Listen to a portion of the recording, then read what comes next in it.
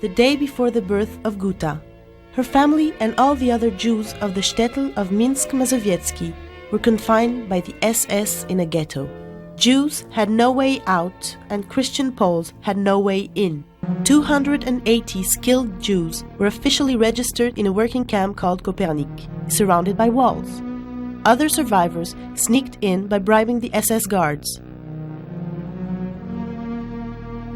Until Christmas 1942, there were a few hundreds of illegals who were frequently executed and buried in the Jewish cemetery. I know from what was said to me afterwards that my mother, with the two babies, went after some weeks of wandering around and hiding different places, went back to the Kopernik camp, the working camp. Several children were taken out of the Kopernik camp and entrusted into the hands of Christian Poles who were risking their life by hiding them. Most children were found and killed, yet 3 baby girls survived: Guta, Dana, and Barbara. The 2 Berger sisters were saved by a Catholic woman from Minsk Mazowiecki. On the 21st of August 1942, the liquidation of the ghetto took place. 1,000 were killed on the spot. Moshe and Rachel Tirangel and their 2 babies, Guta and Esther, survived the action by hiding in the hydraulic tower. About 5,500 were sent to the Treblinka death camp and gassed immediately. The remaining 500 separated and wandered in the surroundings, trying to survive. I was taken out of this Kopernik camp on the 26th of October 1942 because I was told it was my 2nd birthday when the Christian family, which accepted to take care of me for some temporary hiding with the help of notary and the priest that gave me the full certificate with the name of Genovefa Filipiak, which was the name of the cousin of this family. Their name was József and Bronia Jaszczuk. They were saying to the neighbors that I was a niece because they were already 40 years old and they could not have a small baby suddenly. My sister was also taken out. We were supposedly thrown out of the wall with the wicker basket.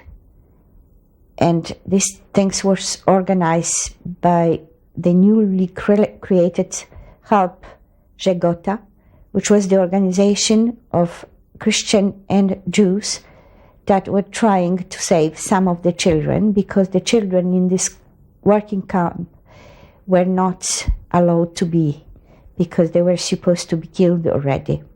When I was taken to this Christian family, my mother was still alive, and my father also was in some organization, some resistant organization. I don't know exactly how and where he was hiding and surviving. If he was also in Kopernik, and if he was in another place where 150 working Jewish men were employed. But I know that he was alive until February 1994, and then he went to Warsaw Ghetto. My mother was burned alive with other people in the Kopernik camp on the 10th of January 1943, when the people refused to get out of their building because they knew they were going to be shot in the cemetery. And they started a resistance. They were throwing everything they had under the hand, everything like stones or any heavy objects they were throwing on the Germans. And the Germans realized that they couldn't get them out.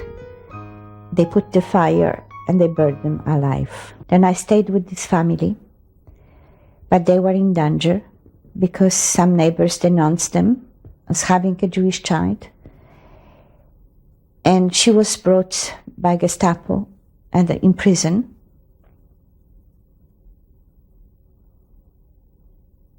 When her husband József came from work and found me in the cave and Bronia in the prison, he organized help from whoever he can, and they bribe the chief and they get her out.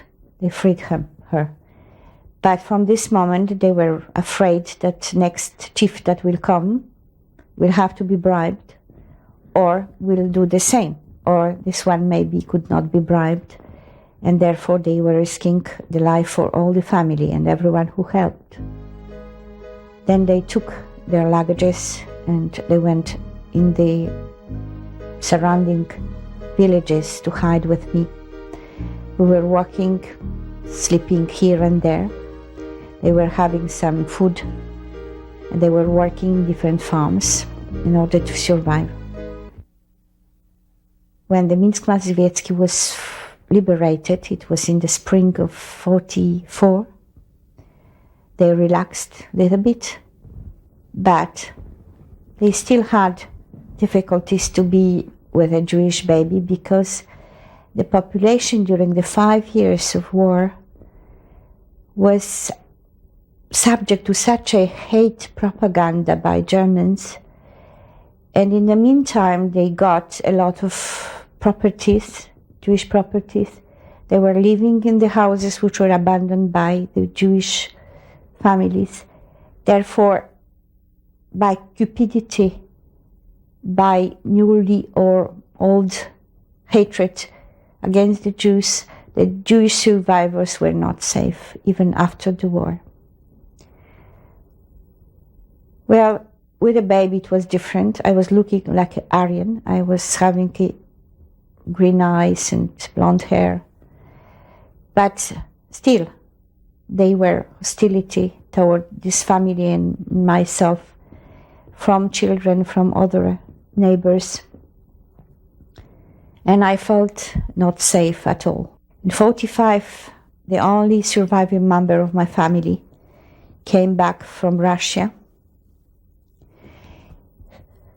and tried to take me out of this family, but I was with them already for 2 years, 3 years, and I felt safe with them.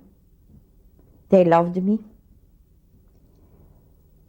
and they didn't want to part with me. I didn't. Also because I was afraid of Jews. I thought the Jews were chased, they were killed, they were something bad. And if I was a Jew, I would be killed. Therefore, as a child, I took the position that I want to be where the safety is. He made some trials to the family, did not succeed. I told to the judge I don't want to go with him, and I told him I don't like Jews, I don't want to be Jewish. He left, and I was adopted by this family, and from this moment when I was adopted officially, I changed the name, became Genovefa Jaszczuk, or Genia Jaszczuk. I had a communion, Christian communion, and I started to live in more normal circumstances as a Christian child. Guta grew up as a Christian child with her adoptive Polish family. She excelled in sports and was a member of Poland's national team of athletics. In 1961, she was invited to visit her distant Jewish relatives in Metz. Her uncle had arranged this meeting. Then, her Jewish soul took over, in spite of the normality mask she was wearing at the time. When I went to France and they looked at me, I was for them shikse, which means a negative kind of Goya, negative Gentile, with blonde hair, maked up, behaving in a very assured way, studying law, and I have developed a kind of arrogant posture because I was the champion of Poland and I was the beautiful girl that everybody was admiring and not the one that was the child crying and left after everybody has died. And this new personality this family didn't like. And I didn't like them because they were also very ordinary and didn't have any appeal to me.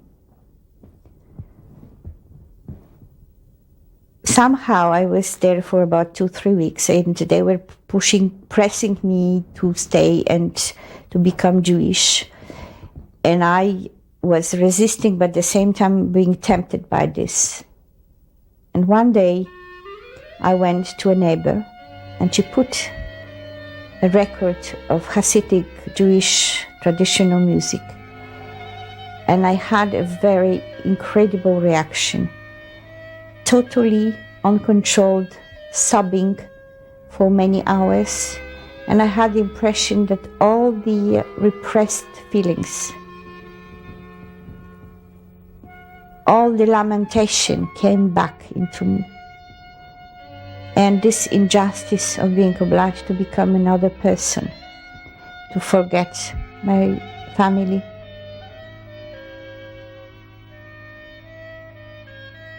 came back to me spontaneously, and I said, I want to stay, I want to be Jewish.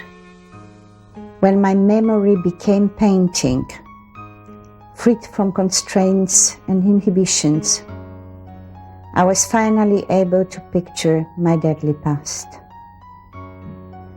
Mental images sparked with Dybbuk's force, uncontrolled and powerful. Broken silence spoke its words of outrage and distress. Facing disbelief, hidden feelings flashed out into the light to unmask. I had by chance went to watercolors class. And I bought my colors, I bought my brushes. On the third lesson, I started to paint the things which didn't have anything to do with the lesson was given to me. And also nothing to do with the level in which I was. I was painting like in a trance, and the images which were painted were directly coming from my memory, from my emotional memory, from anything that was inscribed somewhere in my childhood, in my story from the first 10 years of my life. It was nothing intellectual, nothing planned, and without any training, any formation, any special interest, I was able to get out images that speak to me, the whole story that I did not want to remember. It's mystifying me. It's really mystifying me. How come I know what to do? And who is dictating? Who is saying to me, how to handle the brush, how to mix the colors, how to know what to put first and when the second, and how to make the forms, because I never drew. I didn't know how to draw. When I look at my paintings, I have the words coming spontaneously without thinking, without looking at the dictionary. And what is strange, I can write in Polish sometimes without any planning before, or in English or in French. And it comes somehow without me knowing why I did write in English, why I did write in French. And they are different.